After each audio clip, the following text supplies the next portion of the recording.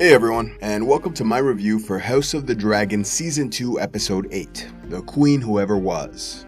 And oh boy, where to start with this? I guess the best way to describe my feelings about this episode would be profoundly underwhelming. But here's the thing, I enjoyed some of what I saw, and if this had been episode 4 or 5 of the season, I would call it a decent episode. Not one of the best, but not too bad either. Unfortunately, this was the finale that I've been anticipating all season long. The episode which, in my mind, would redeem the rest of the season and justify my faith in the creators of this show. I really thought something special would happen, but instead we got a mediocre setup for Season 3, which is apparently when the real war will begin. So let's get into all that with the positives, negatives, my top 5 moments, a final score for the episode and season, as well as spoilers at the end. Starting with the positives, let's go to the capital, where Aegon has recovered quite a bit from his terrible wounds, and even complimented Grandmaster Orwell for his work, which was nice to see.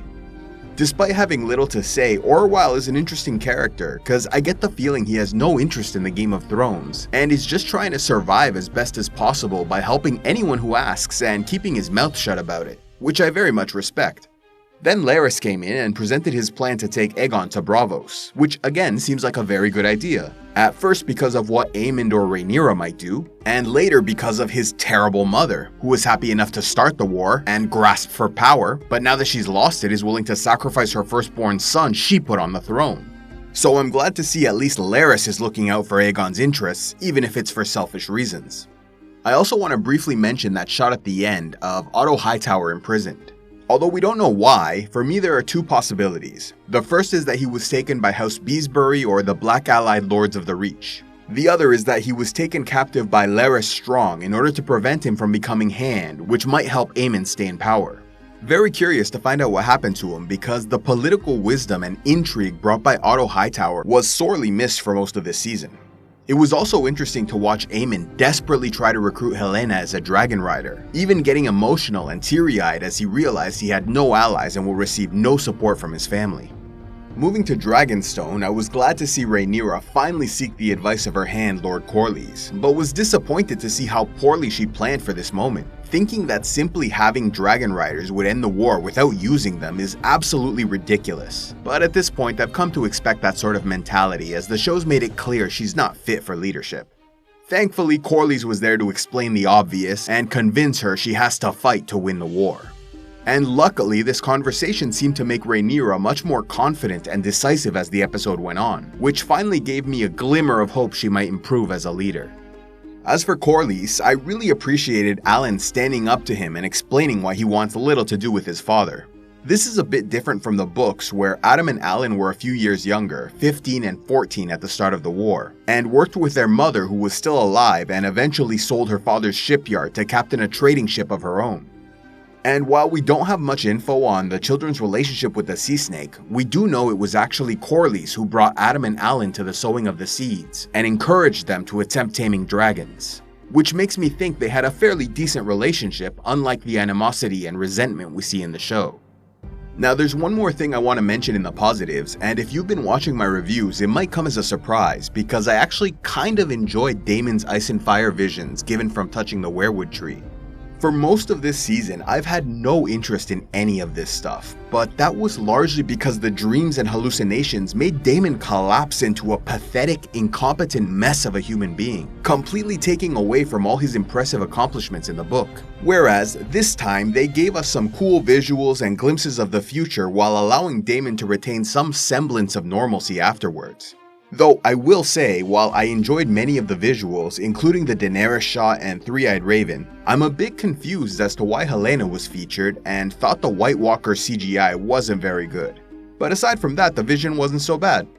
Now, moving on to the negatives, unfortunately there are a lot of them. Again, I think if this was a regular episode, I wouldn't be so harsh, but in a finale, a lot of these scenes just didn't work for me. Starting with Aemond burning Sharp Point.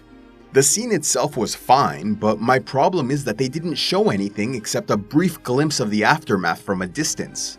If they weren't going to have any big battles in this final episode, they could have at least shown us Aemond attacking Sharp Point, cause that could have been awesome and offered some consolation for those of us that wanted something more exciting. But instead we got a quick shot of Aemond after the attack and some references to it throughout the episode. Very disappointing. As for his sister Helena, she was okay this episode, but I think they're going a bit too far with her visions. Because instead of vague images that need interpretation like her mice in the walls comment earlier this season, she just flat out says she saw Aemon burn Aegon and revealed how he would die. I also don't like that she wants nothing to do with her dragon, which is a big change from the books where she absolutely loved flying and had a close relationship with Dreamfire since the age of 11. Next, I have to mention Shakaro Lohar, as this character, for me at least, was way too silly and weird. In the books, we don't get much info about Lohar, except that he's an admiral from Lys. So what I think they did in the show is mix that character with Recalio Rindoon, who was another captain general of the Triarchy who fought in the War of the Stepstones and was pretty much insane. Similar to the show's depiction of Shakaro, Recalio was a great sailor and warrior, but also a gluttonous, drunkard, foul-mouthed cross-dresser who loved kittens but hated cats, loved pregnant women but hated children, and gave generously to his men.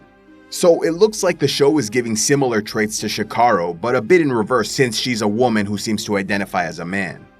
To be honest, the idea of combining those characters is actually pretty cool, but maybe because of the acting, writing, or scene construction, this character just did not work for me. Instead of finding her intriguing and deadly, she came off as buffoonish, annoying, and weak. Moving on to the Vale, we got another absurd and, in my opinion, poorly acted scene from Rhaena Targaryen, who apparently just abandoned her brothers to go look for Sheepstealer, which the guards somehow failed to notice or care about. This was all silly, but even so might have been redeemed if we had a cool scene of her taming the dragon, but we didn't even get that, and it ends with her just looking at him. Then there was Criston Cole and Gwaine Hightower, which at first was pretty cool as I liked seeing Gwaine hold the Kingsguard to account, but then Cole just moped and complained for a few minutes and I guess all is forgiven. For me, this was a pointless scene that made both characters look weak. Speaking of weakness, what in the world was Alfred Broom thinking by so openly betraying Rhaenyra? He didn't even attempt subtlety or make any effort to feel out Daemon's frame of mind. And then just a little while after he betrays her, Daemon swears loyalty to the queen and he slinks away like a snake. I actually hoped he might prove to be an interesting character by being loyal despite his misgivings, but nope, the writers just made him a dumb, easily forgettable loser who accomplished nothing. And finally, like every week, I have to talk about Queen Rhaenyra. There was actually some good stuff with her this episode that I'll talk about in my top 5 moments, but there was also a lot of bad, like how she continues to ignore Jacaerys by choosing to take Adam to Harrenhal. If she felt Vermax was too small to make her point, she could have taken Jace and Adam, but instead she just completely dismisses her son, making no effort whatsoever to prepare him for his future as her heir. I was also disappointed by her scene with Mysaria. The scene itself was fine, but why are they still acting like they're not in a relationship? It feels like everyone who works on the show just forgot about what happened a few episodes back, cause I still feel no chemistry or connection between them. And the last thing I want to mention was, for me at least, the worst part of the episode, and that was Alicent visiting Rhaenyra on Dragonstone. It was ridiculous when they met up the first time and feels even worse now because Alicent is apparently completely willing to betray her sons and family, despite being one of the main culprits behind the war. Not to mention, the only reason Alicent suddenly cares about making peace is because she lost her position of power. If she was still on the small council and had the regent's ear, it seems like none of this would be happening. This was so bad and stretched on for so long. I couldn't believe the writers actually made this the climax of the episode. This was a laughably silly scene that literally had me rolling my eyes and I couldn't wait for it to be over. Now, let's move on to my top 5 moments, beginning at number 5 with the opening scene of the episode where Tywin Lannister negotiates with the Triarchy leadership. Although I wasn't a fan of the Shakaro character, I loved the opening scene and everything that happened right up until she was introduced. I really enjoyed seeing the Triarchy take full advantage of the situation, demanding the Stepstones in addition to trade rights with the capital. This is similar to how it happened in the books, except it was Otto Hightower who reached out and freely offered trade rights and the Stepstones in exchange for a fleet to break the Valerian blockade. But the Triarchy was slow to respond, and so the fleet wasn't sent until sometime later. Still, I liked how the show handled the negotiation. I just wish they kept the focus on those Triarchy leaders instead of Shakaro. At the number 4 spot, I chose the scene between Jacaerys and Baela Targaryen. Honestly, at first I didn't like this scene because Jace was one of my favorite characters this season, but for the last couple episodes, they turned him into a sad, mopey child who seems to have no idea what he's doing, similar to how Rhaenyra acted for much of the season. But what saved this scene for me was actually Baela. I'm starting to think Bela should be Queen of Westeros, cause to me she seems confident, courageous, and intelligent, convincing Jace that he needs to step up and face these challenges head on. I've really enjoyed her character all season long, and sometimes it seems like she's the only Targaryen with her head on straight. For me, this scene was one of her finest moments and cemented her as one of my favorite characters. Although, I will say I'm still a bit disappointed her and Jace continue to act like friends instead of a couple destined for marriage. For the third best moment of the night, I'm staying with Jace as he seemed somewhat revitalized after his talk with Bela to confidently put Ulf in his place when he acted like a fool earlier on and during the dinner scene. Ulf quickly became one of my favorite characters this season, but lost a lot of goodwill this episode because of his boorish behavior. But I can't really fault the writers for that because that's how it was in the books as well and makes sense given the trajectory of his character. But it was cool seeing Jace get a chance to shine, and also nice seeing Hugh Hammer and Adam of Hull behaving more decently. Moving on to the second best scene of the episode, I went with the final montage of all the armies, ships, and commanders preparing for battle. I really enjoyed seeing this, and it totally pumped me up for a battle that never came. Like I said earlier, if this had been the end of episode 5, preparing us for the battles coming in 6, 7, and 8, I would have been thrilled. A perfect setup that sent chills down my spine. Unfortunately, the scene was somewhat tainted because the actual battles never happened. But still, in the moment I really enjoyed it, especially seeing the Winter Wolves and Tessarion the Blue Queen flying through the air in the Reach. And finally, for my best moment of the night, I went with Rhaenyra visiting Harrenhal to confront Daemon Targaryen. Although I haven't been a big fan of the Queen this season, it's always nice to see her grow a backbone, and that really came through here as she demanded Daemon make his choice while wielding the threat of 2 dragons. Though, if I had to put my money on it, I would choose Caraxes to win in a fight, even if he had to take on both Syrax and Seasmoke. Still, this was a great scene. I love them talking in High Valyrian, Daemon bending the knee, and seeing Simon Strong clap with happiness. That guy is a seriously great character and has only amplified my love for House Strong. But most of all, I enjoyed seeing Daemon rally the troops and declare they fight for the Queen. Very exciting scene that could have been even better if a battle followed soon after, instead of us having to wait 2 more years for that possibility. So that's my review for House of the Dragon Season 2 Episode 8, The Queen Whoever Was. I know I was pretty hard on this finale, but for me at least, it really failed to deliver, which is why I'm gonna have to give it my lowest rating of the season at a 6 out of 10. And honestly, I think I'm still being rather generous given how underwhelming it really was. But at the same time, I can't ignore the great acting, set design, costumes, music, and the rest. So I think a 6 is relatively fair. I also think what really cemented this episode as one of the worst of the season was that I made the mistake of watching a couple episodes of early Game of Thrones this week. And my god, the writing and characters are just so much better in every way, it's not even comparable.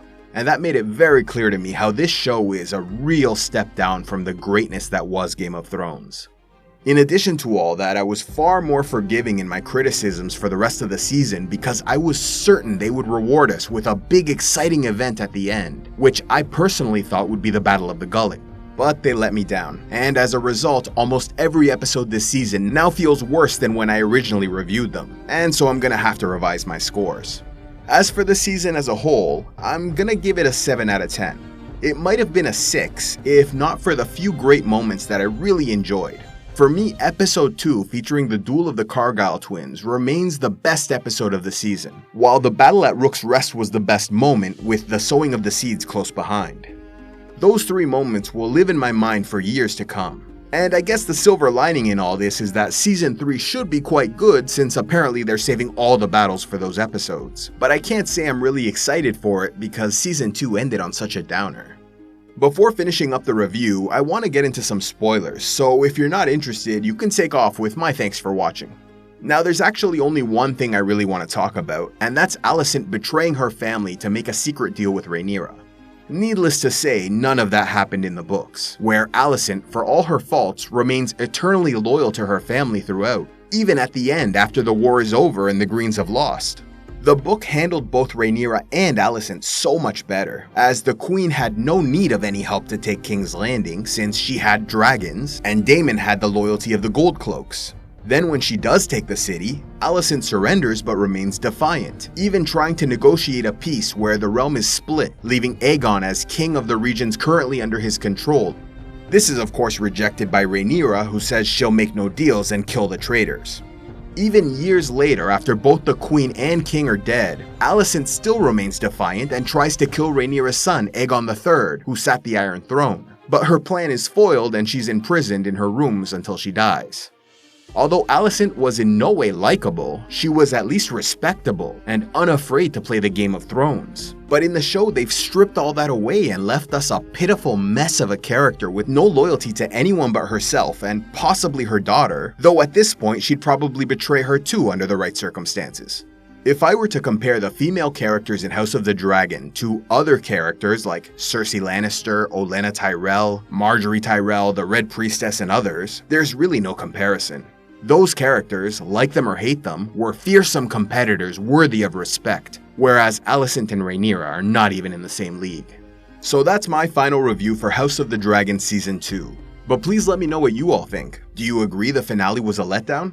What did you all think of yet another Rhaenyra and Alicent scene? And what are your thoughts on the season as a whole? Am I being too harsh or too generous? Let me know in the comments below, and be sure to come back for my reviews next season, as well as my reviews for the Knight of the Seven Kingdoms spin-off set to come out next year, which will cover the story of Sir Duncan the Tall and his squire Egg, set during the reign of Daeron II in 209 AC. I'll also be releasing a 2-part season recap for House of the Dragon over the next couple weeks, and a few more Dance of the Dragons themed videos after that. But that's it for now, guys. Thank you very much for watching my reviews and videos this season, and I hope to see you again next time. A special thanks to all those who contribute to CivilizationEx, like Sir Bob of the Buoy, Torque Frostbite, Tim, and Z Packwood. If you'd like to help the channel, be sure to give a like, leave a comment, subscribe, and click on the links below, or else go to patreon.com/CivilizationEx, where you can gain early access to videos, vote on future content, and watch the Patreon-only series, Heroes of Lore and Legend.